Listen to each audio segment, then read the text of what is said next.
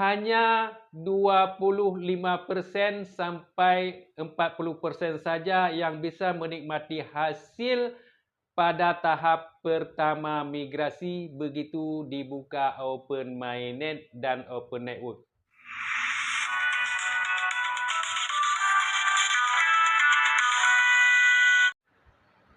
Assalamualaikum warahmatullahi wabarakatuh. Hai saudaraku semua, apa kabar hari ini? Tentu kabar baik, bukan? Berjumpa kembali bersama channel Halwani Video. Welcome to my channel. Nah, semoga saudaraku semua senantiasa masih dalam lindungan Allah Subhanahu wa taala, dimudahkan rezekinya, dibahagiakan keluarganya, dan dilancarkan segala aktivitasnya sehari-hari. Nah, saudaraku semua, mari kita saksikan sejenak perkembangan Pi Network pada hari ini. Ya, hari ini kita hanya berbincang-bincang saja ya, prediksi saja ya. Apa yang terjadi di kemudian hari tentang Pi Network ya, siapa yang berhasil dan siapa yang gagal ya. Nah, mari kita saksikan bersama. Jumlah penduduk dunia sekarang 8 miliar lebih ya. Hanya 60 juta saja yang memiliki akun Pi Network. Di antara 8 miliar penduduk dunia terbagi 3 golongan kekayaan. Yang pertama, kelas tinggi, yaitu kekayaannya luar biasa. Yang kedua, menengah. Yang ketiga, menengah ke bawah. Pada saat Open Network dan Open Mainnet Pi Network nanti bertambah lagi orang menjadi kaya sekitaran kurang dari 60 juta orang. Ya, khusus pioner Pi Network. Kita bagikan lagi, dari 60 juta penduduk dunia yang memiliki akun Pi Network, hanya 40% saja yang berhasil pada tahap pertama. Itu paling tinggi ya, kemungkinan kurang dari 40%. Minimal 15 juta KYC pada tahap ini yang berhasil sukses. 15 juta saja. Dari 60 juta ke 15 juta, hanya 25%. Ya, kemungkinan bisa sampai maksimalnya 25 juta orang pada tahap ini. Kalau 25 juta, berapa persen yang berhasil KYC dari 60 juta akun Pi Network? Ya, kalikan sendiri saja. Ya.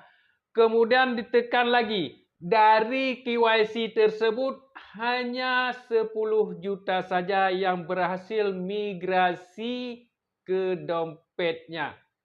Ya, maksudnya koin Pi-nya yang berhasil migrasi hanya 10 juta saja, itu minimal.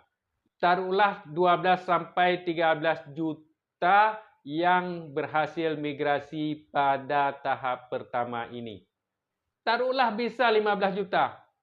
Cuma 15 juta penduduk dunia yang ada akun Pi Network yang berhasil migrasi. Yang lainnya tidak ada, ya.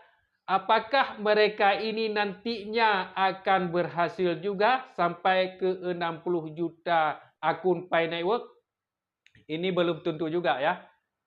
Kita ulangi sedikit berita yang disampaikan oleh Kortim, yaitu apabila gagal mengajukan aplikasi KYC-nya pada tenggat waktu yang sudah ditentukan, mereka akan kehilangan sebagian Pi-nya.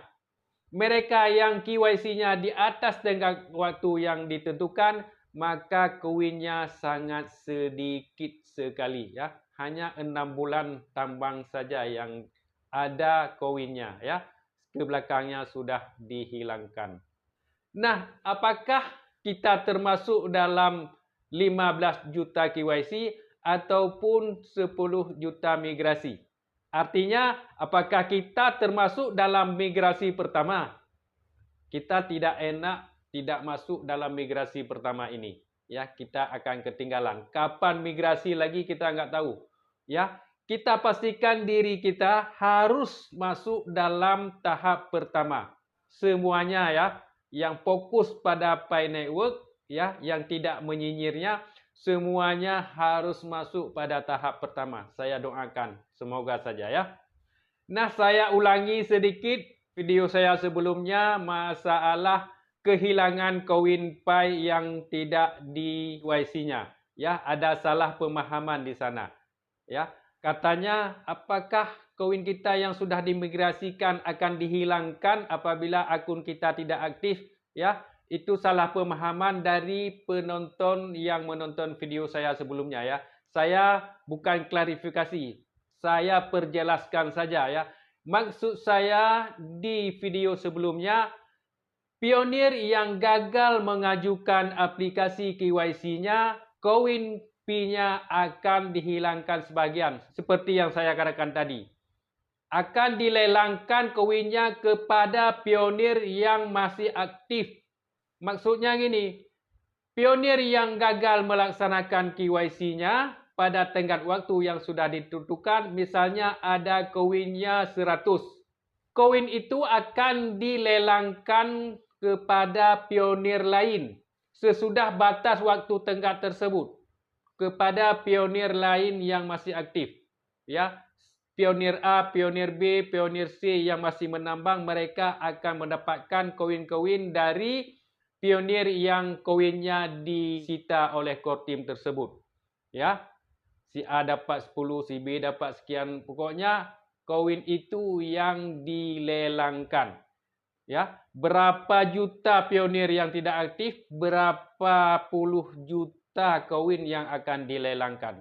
Maksud saya begitu, bukan koin yang sudah dimigrasikan. Itu kalau koin yang sudah dimigrasikan berarti dia sudah KYC. Walaupun akunnya tidak aktif lagi. Itu tidak bisa diambil lagi oleh core team. Maksud saya pionir yang belum KYC dan belum migrasi. Paham ya? Ini saja penjelasan dari saya tentang koin yang akan disita oleh core team. Dan juga kita fokus lagi pada yang tadi yaitu hanya 25% sampai 40% saja yang bisa menikmati hasil pada tahap pertama migrasi begitu dibuka Open Mainnet dan Open Network. Ya, selainnya itu harus menunggu KYC selanjutnya dan migrasi selanjutnya kapan kita tidak tahu. Ya, yang penting dulu kita ini yang sudah fokus ya harus masuk pada migrasi pertama dan harus bisa menikmati hasil pada Open Network. Ya, ini saja berita dari saya. Semoga saudaraku semua saya doakan berhasil pada saat ini dan saat yang akan datang. Ya, amin ya rabbal alamin. Ya, ini saja yang dapat saya sampaikan. Ikuti terus berita selanjutnya dan berita bincang-bincang, berita kegembiraan pada channel Halwani Video. Ya, saya akhiri. Assalamualaikum warahmatullahi wabarakatuh.